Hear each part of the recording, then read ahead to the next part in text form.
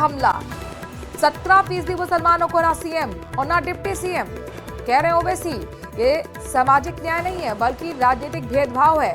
ओवैसी ऐसा दावा करते हुए आरजेडी को घेर रहे हैं। साथ ही कह रहे हैं कि 3% आबादी वाले समाज को आप डिप्टी सीएम बनाने का बात कर रहे हैं, 14% को सीएम बना रहे हैं, लेकिन जो 17% है उसके लिए ना आप सीएम के लिए बात करते हैं ना डिप्टी सीएम।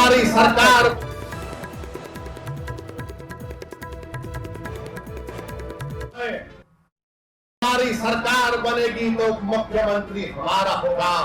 बताओ, आप 17% हैं, अगर मल्ला का बेटा उप मुख्यमंत्री बन सकता तो क्या आदम का बेटा मुख्यमंत्री नहीं बन सकता? हमको जवाब दो।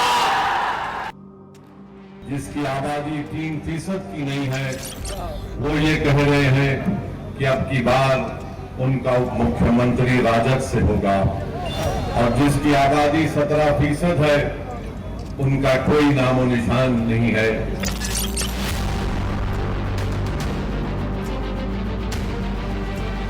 बिहार में चुनाव कौन जीतेगा ये तय होने में अभी करीब 2.5 हफ्ते का वक्त बचा है, और कौन किस पद पर बैठेगा इसे लेकर खूब सियासत हो रही है।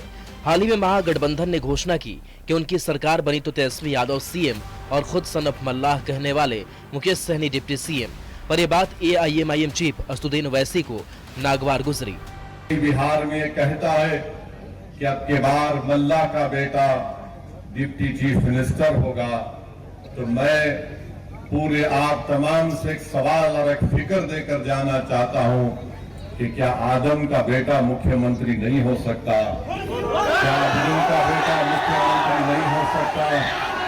क्या मोहम्मद का बेटा मुख्यमंत्री नहीं हो सकता? क्या अनस सलाम आपका विधायक नहीं हो सकता?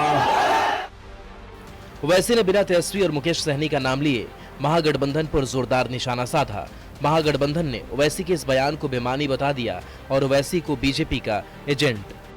तो हम उन लोगों के साथ हैं जो हमारे साथ हैं, देश के वो 68% लोग जो इस सरकार और इस व्यवस्था के खिलाफ मुसलमानों के लिए लड़ रहे हैं। आप ओवैसी जी का कोई एक बयान बता दीजिए जिसमें उन्होंने शिक्षा, चिकित्सा, रोजगार जैसे जरूरी मुद्दों पर बात की हो। वो आदमी सिर्फ कम्युनल एजेंडे पर बात करता है, जैसे भाजपा के लोग बात करते हैं।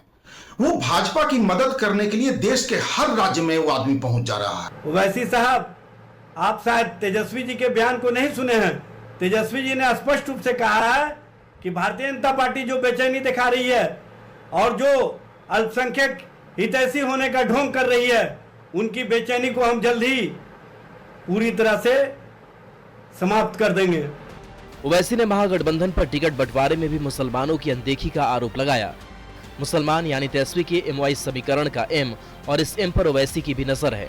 अब देखना होगा कि ओवैसी की चुनावी चाल आरजेडी का खेल खराब करती है या एआईएमआईएम बस बुटकटवा बनकर रह जाता है। गोपालगंज से संवाददाता गोविंद कुमार और पटना से रवि एस नारायण।